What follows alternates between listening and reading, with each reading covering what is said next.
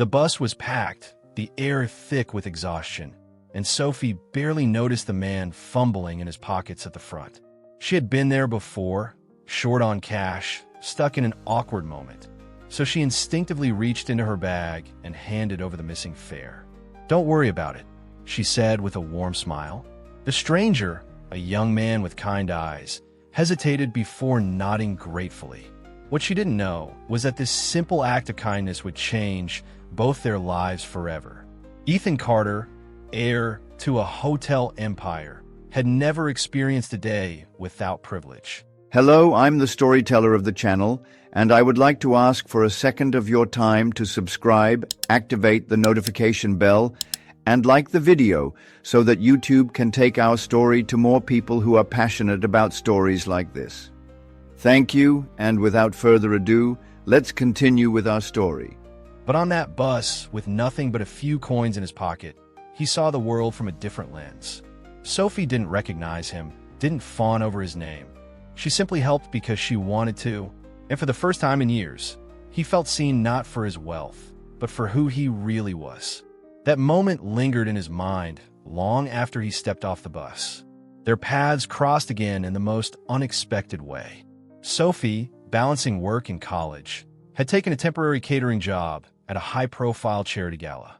Dressed in a uniform, she moved through the grand ballroom, serving guests who barely acknowledged her. But then, there he was, the man from the bus. This time, in an expensive suit, effortlessly blending into a world of wealth and status. Her breath caught as their eyes met. Did he remember her? Ethan did. How could he not? Seeing her there, working tirelessly, only deepened his curiosity. She had helped him without knowing who he was. That kind of sincerity was rare in his world, where every handshake had a hidden motive. But now he was the one with the upper hand. He knew her name, her job, her struggles. And yet, he hesitated. Should he reveal the truth, or let her keep seeing him as just another ordinary guy? Over the following weeks, their interactions became more frequent. Ethan, drawn to her warmth and resilience, made excuses to run into her. Sophie found herself intrigued by this charming, yet enigmatic man. He asked questions no one else did. He listened. He made her feel important. And slowly, an unexpected bond started forming between them. It was effortless, unforced, two people from completely different worlds, finding common ground in the simplest of moments. But secrets have a way of unraveling, don't they? The more time they spent together, the more Ethan struggled to keep his identity hidden. Small things slipped through the cracks. A casual mention of an expensive getaway, a watch too costly for someone who claimed to live simply. Sophie wasn't naive. She sensed something wasn't adding up. But before she could ask, fate had its own way of revealing the truth. Because the world is never as small as it seems. And when a journalist, hungry for a juicy headline, connected the dots and exposed Ethan's true identity, the illusion shattered. Sophie's kindness had brought them together. But now, the weight of his deception threatened to tear them apart. And nothing stings more than realizing the person you trusted wasn't who you thought they were. Ethan had never meant to lie. Not really. At first, it was just a small omission, an innocent decision to let Sophie see him without the shadow of his last name. But as their connection deepened, the truth became heavier. How could he tell her now? Every moment they spent together, every story she shared about struggling to make ends meet, made his reality feel like a betrayal waiting to happen. He wasn't just a regular guy. He was Ethan Carter, heir to a fortune, a life of excess that Sophie could never relate to. Sophie, in contrast, had always been open. She talked about her dreams of becoming an art curator, about the nights she spent juggling work and school, about the sacrifices her mother had made so she could have a shot at a better future. And Ethan listened, intently, as if her words were more valuable than anything money could buy. He admired her, respected her, but most of all, he feared losing her. If she knew who he really was, would she walk away? But hiding the truth became harder as their worlds started to overlap. Sophie noticed the subtle inconsistencies. The way he spoke about expensive wines with ease, the way he never seemed worried about rent, The fact that he always paid in cash, as if avoiding credit cards would help maintain the illusion. And then there were the small gestures. A surprise dinner at an exclusive restaurant, tickets to an art exhibition she could never afford. It was thoughtful, yes, but unrealistic for someone living paycheck to paycheck. The moment of reckoning arrived when a journalist, eager for a scandal, published a headline that sent Sophie's world into a spiral. Ethan Carter's secret life. Billionaire heir masquerades as a common man. She read the article in disbelief. Every word cut deep. He had never told her. He had let her believe he was someone else. And worst of all, the entire world knew before she did. The betrayal wasn't just in his wealth. It was in the choice he made to deceive her. Ethan reached out immediately, desperate to explain. "I never wanted to hurt you," he said, his voice laced with regret. "I just wanted to be seen for who I am. Not for my name, not for my money." But his words felt hollow now. Sophie had trusted him. She had let him into her life, shared her struggles, her fears, believing they were equals. And now, she realized they had never been. He had been playing a role, while she had been nothing but real. Her heart ached, but her mind was clear. "If you really respected me, you would have told me the truth," she said, stepping back. Ethan's face fell, his carefully built world crumbling before him. She didn't yell. She didn't cry. That would have been easier. Instead, she simply walked away, and that silence was louder than any word she could have spoken. But walking away doesn't mean forgetting. And as much as Sophie tried to move on, a part of her couldn't shake the memories, the laughter, the moments that felt so real. But could she ever trust him again? That was a question she wasn't ready to answer. Not yet. Ethan had always believed his wealth defined him. It was his safety net, his shield, the thing that made life effortless. But when Sophie walked away, he realized how hollow it all felt. What good was privilege if it meant losing the one person who had ever seen him beyond it? The weight of his deception crushed him, and for the first time in his life, he questioned everything. Did he even know who he was without his last name? Without the empire his family had built? The answer terrified him. He had spent years trapped in expectations, molded into a future he never truly chose. But losing Sophie made one thing clear. He didn't want a life dictated by wealth. So, in an act that shocked everyone, Ethan resigned from his family's empire. He walked away from boardrooms and black-tie galas, from investments and luxuries, choosing instead to start over. And he didn't just step down, he disappeared. No private jets, no trust funds, just a single bag and a one-way ticket to nowhere. That nowhere turned out to be a quiet mountain lodge, tucked away from the noise of his old life. He took a job cleaning rooms, chopping wood, learning the value of work beyond a paycheck. It was exhausting, humbling, and exactly what he needed. For the first time, he wasn't Ethan Carter, billionaire heir. He was just Ethan, the guy who made coffee for early morning hikers, who fixed leaky pipes, who collapsed in a bed at night with sore hands and a clear mind. And somehow he felt free. Sophie, on the other hand, was trying to move forward. She threw herself into work, determined to erase the pain Ethan had left behind. But heartbreak isn't something you outrun. It lingers in the quiet moments, in the songs that remind you of what was, in the places that still feel like shared memories. And as much as she tried to forget, she couldn't ignore the nagging thought. Was he out there, missing her just as much? Months passed, and while time dulled the initial sting, it didn't erase the questions.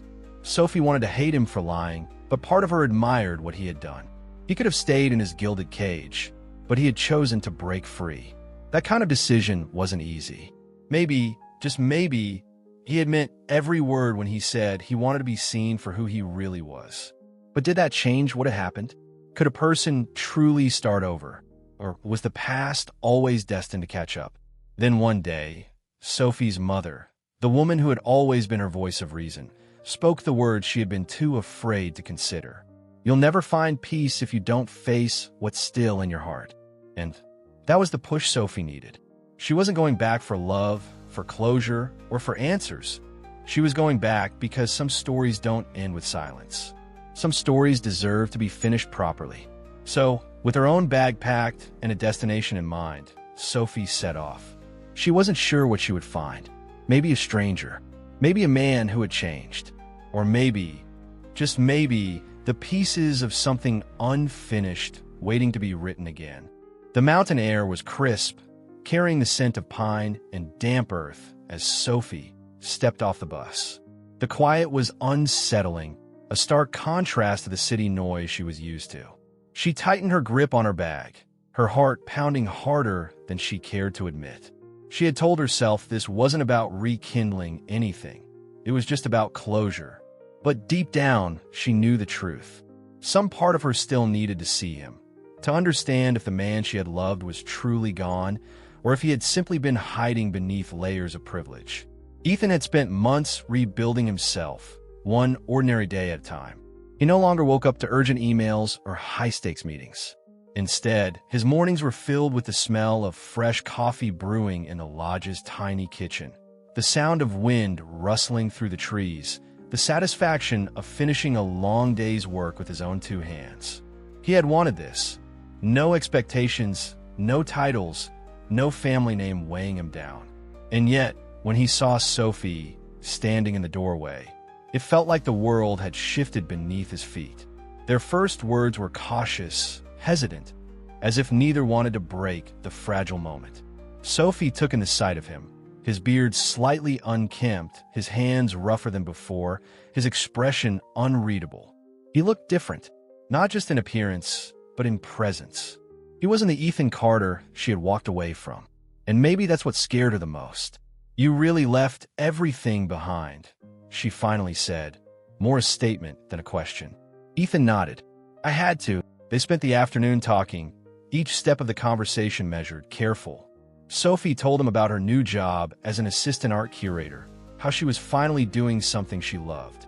Ethan shared pieces of his new life, how he learned to repair roofs, how he spent hours lost in books he never had time for before. It wasn't forced. It wasn't rushed. But beneath the surface, the wounds were still there, tender and unspoken. Trust wasn't something that could be rebuilt in a single conversation. As the sun dipped behind the mountains, Sophie found herself hesitating. Was this enough? Had she found the closure she came for? She had expected to see regret in his eyes, maybe even longing. But what she saw was something different, peace. Ethan had found something real here, something he had never had before. And maybe that was enough. Maybe that was what she needed to know to finally move on. But when she turned to leave, his voice stopped her. "Sophie, what if we don't rush this? What if we just see where it goes?" She looked at him, searching for any trace of the man who had once let her down. But all she saw was someone who had changed, someone who had learned. And that was worth something. "Slow," she said, testing the word on her tongue. "Yeah," Ethan agreed, a small smile tugging at his lips. Slow. It wasn't a promise. It wasn't a guarantee. But it was a start.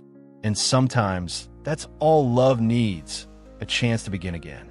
Taking things slow wasn't easy, but it was necessary. Sophie and Ethan had to unlearn the habits of their past, to rebuild something that wasn't tainted by deception or broken trust. Their conversations became deeper, more honest, stripped of the illusions that once stood between them. Ethan no longer hid behind a carefully crafted version of himself, and Sophie no longer saw him through the lens of betrayal. Instead, they met each other as they were, flawed, healing, and still figuring things out. Sophie threw herself into her career, and with each step forward, she felt stronger. She curated her first independent gallery show, bringing to life stories through art in a way she had always dreamed of. It was a moment of triumph, a sign that she wasn't defined by the past. Ethan, true to his word, never overshadowed her success. He cheered her on from the sidelines, proud but never possessive. This time, there were no grand gestures, no sweeping declarations, just quiet, unwavering support. Ethan, too, was carving a new path. He had no interest in reclaiming his old life, but he also didn't want to run from his past forever. He had learned that his wealth didn't have to define him. It could be a tool, a resource. So he started something of his own, using his experience to build an independent hotel consultancy, helping small, Struggling businesses thrive without the weight of corporate control. For the first time, he was working on his own terms for something that actually mattered. Their relationship flourished, not because of passion alone, but because they had learned patience. They had been reckless before, diving headfirst without considering the consequences. But now, they talked through their fears, their doubts. They didn't try to fix each other. They simply grew together. Some nights, they still argued. Some days, they questioned if this was even worth it. But love isn't about perfection. It's about choosing each other again and again, even when it's difficult. When Ethan finally took Sophie to see the first boutique hotel he had helped revive, she saw something in his eyes she had never seen before: fulfillment. He wasn't the lost boy trying to escape his legacy anymore. He had built something of his own, something that had nothing to do with his family name.